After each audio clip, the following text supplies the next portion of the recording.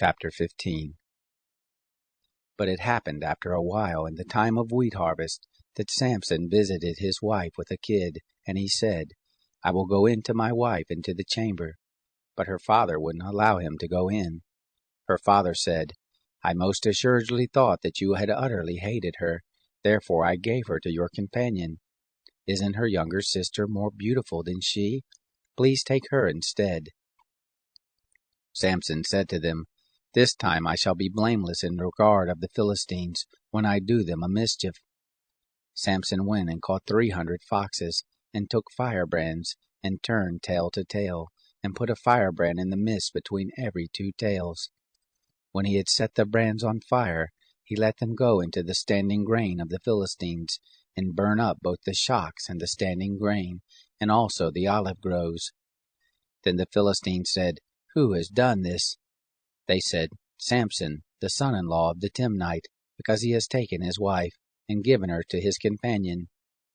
The Philistines came up, and burnt her and her father with fire.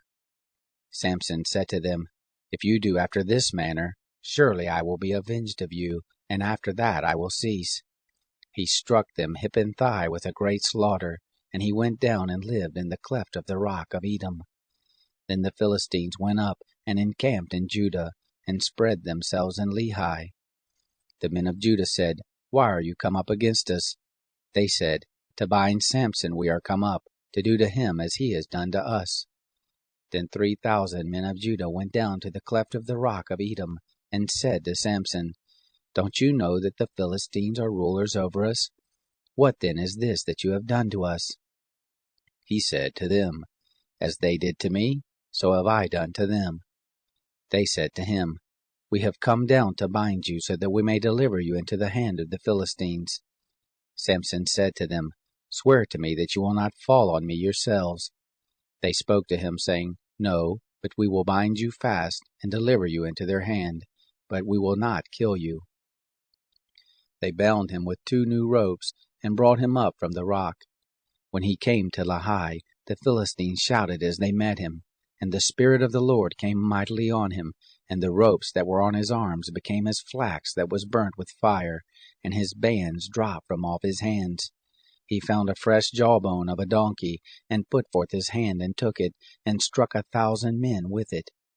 Samson said, With the jawbone of a donkey, heaps on heaps, with the jawbone of a donkey I have struck 1,000 men. It happened, when he had made an end of speaking, that he cast away the jawbone out of his hand, and that place was called Ramath Lehi. He was very thirsty, and called on the Lord, and said, You have given this great deliverance by the hand of your servant, and now I shall die for thirst, and fall into the hand of the uncircumcised. But God split the hollow place that is in Lehi, and water came out of it. When he had drunk, his spirit came again, and he revived. Therefore the name of it was called En Hakkore, which is in Lehi to this day. He judged Israel in the days of the Philistines 20 years.